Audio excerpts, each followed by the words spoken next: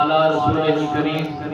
اما بعد فاعوذ بالله من الشيطان اللعين الرجيم بسم الله الرحمن الرحيم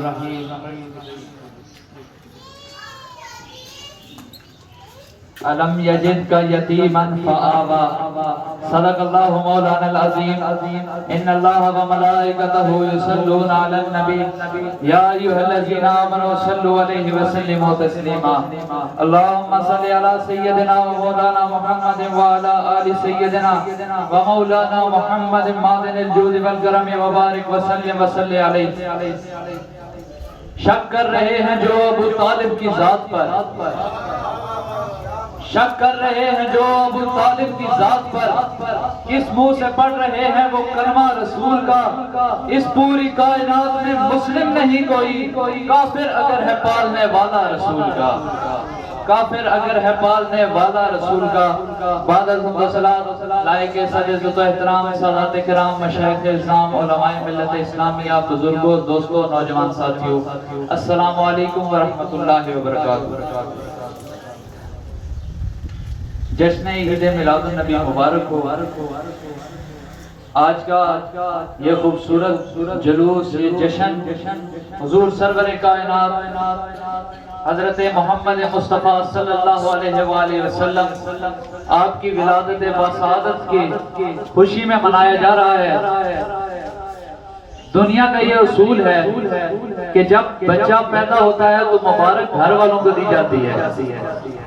مبارک گھر والوں کو دی جاتی ہے گھر والے وہ ہوتے ہیں جو پال رہے ہوتے ہیں تو ابو طالب وہ ہے جو حضور کو پال رہا ہے حضور کی ولادت کی خوشی ہے لیکن مبارک ابو طالب کو دی جائے گی ابو طالب کو مبارک دی جائے گی اسی موضوع کے حوالے سے جو میں نے آیہ کریمہ کے سامنے تلاوت کی ہے اس میں اللہ تعالیٰ ارشاد فرماتا ہے الم یجدک یتیما فآوی الم یجدک یتیما فآوی کیا ہم نے آپ کو یتیم نہیں پایا اور آپ کی پرورش کی یہ اس کا ترجمہ ہے مفہوم ہے اب قرآن میں اللہ تعالیٰ ارشاد فرما رہا ہے کیا ہم نے آپ کو یتیم نہیں پایا اور ہم نے پرورش کی حضور کی سیرت مطہرہ کا اگر مطالعہ کیا جائے آپ کی سیرت مطہرہ کا اگر مطالعہ کیا جائے تو ہمیں یہ بات باور ہوتی ہے یہ بات سمجھ آتی ہے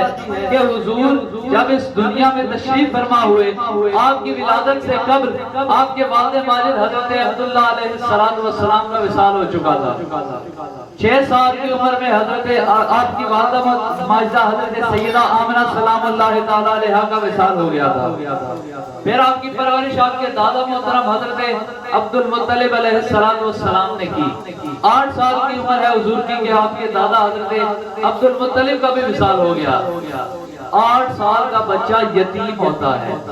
8 سال کے بچے کے اگر والدین نہ ہو تو وہ یتیموں میں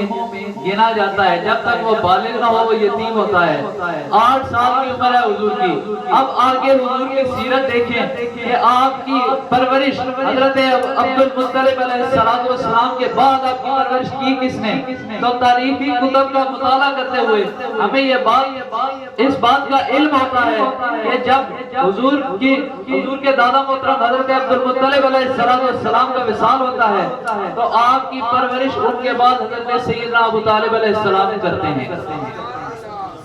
آپ کی پرورش حضرت ابو طالب علیہ السلام کرتے ہیں لیکن ٹھہریے قرآن میں اللہ تعالیٰ ارشاد فرماتا ہے الم یجدک یتیما فآوی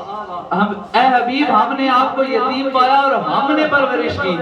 قرآن میں اللہ ارشاد فرما رہا ہے ہم نے پرورش کی لیکن جب حقیقت کا تاریخی کتب کا مطالعہ کیا جائے تو ہمیں اس بات کا علم ہوتا ہے کہ آپ کی پرورش تو حضرت ابو طالب علیہ السلام نے کی جس کی پرورش کرنے کو خدا اپنی پرورش کرنا کہہ رہا ہے وہ اس کا ایمان ڈھونڈنا نہیں اس کی شان بیان کرنا ضروری ہے اس کا ایمان ڈھونڈنا چھوڑیے اور اس کی شان بیان کیجئے کہ جس کے پالنے پر رب اپنا پالنا کہہ رہا ہے اس کا ایمان ڈھونڈنے کی ضرورت ہی نہیں ہے جس کا بیٹا ہی کلے ایمان ہو جس کا بیٹا ہی کلے ایمان ہو حضرت ابو طالب علیہ السلام جب آپ حضور کی پرورش فرما رہے تھے تو حضور کی عادت مبارکہ تھی کہ جب آپ آرام فرمانا چاہتے تو حضرت ابو طالب علیہ السلام بستر پر لیٹتے، اپنے کرتے کو کھولتے، حضور کو بلاتے، حضور کا سینہ اپنے سینے سے مس کر دیتے، پھر حضور آرام فرماتے تھے۔ یہ بات آگے کافی تاریخ میں یہ بات بھی ملتی ہے کہ حضور پاک جس کپڑے سے وضو کرنے کے بعد جس کپڑے سے آپ اپنا جسم مطہر کو صاف کرتے تھے، وہ کپڑا اگر آگ میں ڈالا جاتا تو آگ اس کپڑے کو چھو نہیں سکتی تھی، آگ اس کپڑے کو چھو نہیں سکتی تھی۔ ایسا کپڑا جو کپڑا ہو اور حضور کے جسم سے مس ہو جائے، آگ اسے نہیں چھو سکتی۔ تو جس ابو طالب کے سینے پہ حضور ساری زندگی سوتے رہے، اس ابو طالب کے سینے میں ایمان کیسے نہ ہوگا؟ اس ابو طالب کے سینے میں ایمان کیسے نہ ہوگا؟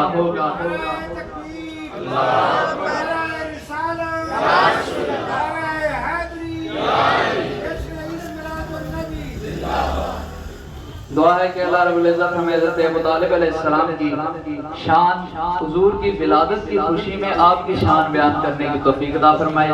کیونکہ حضور کو پالنے والی ذات ہی حضرت ابو طالب علیہ السلام کی۔